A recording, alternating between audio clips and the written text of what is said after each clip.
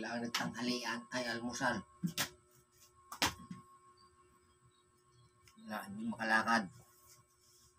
Baldad, yan.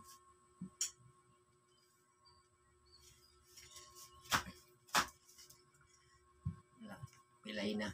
Hindi makalakad. Yung isang paa hindi maunat. Ay, nako. So,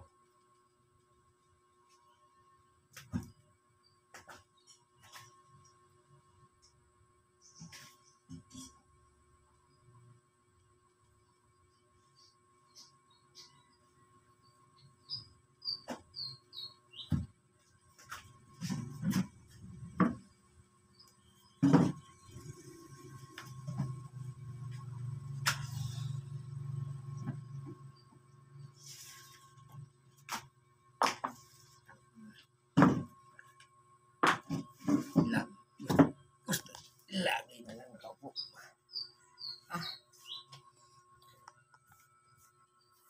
Pag tinutuon, sobrang sakit. Hindi naman rayuma.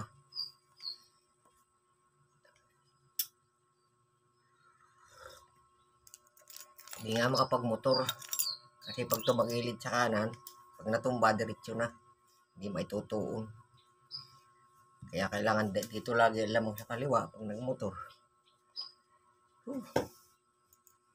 Hirap ng ganito.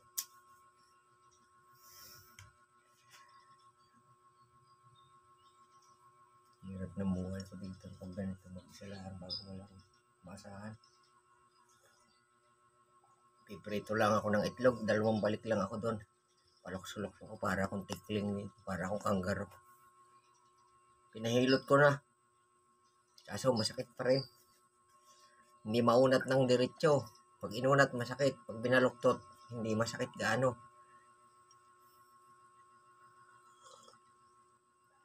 Ay nako.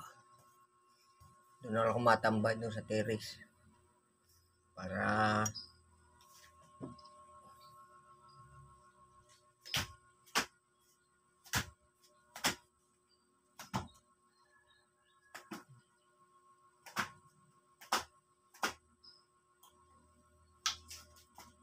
sobrang init dyan.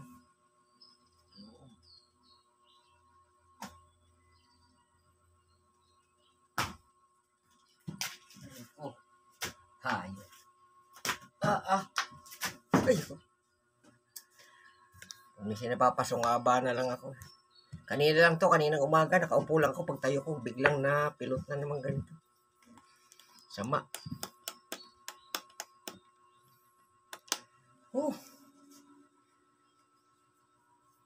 Ang hirap. Hindi pa lang makapagluto. Papunta-punta lang dyan sa kusina ako. Lapit na lapit. Palokso-lokso pa. Yapos-yapos sa mga tabihan. Wala man akong assistant din na pwedeng mautusan kahit magprito ng itlog. Sige na.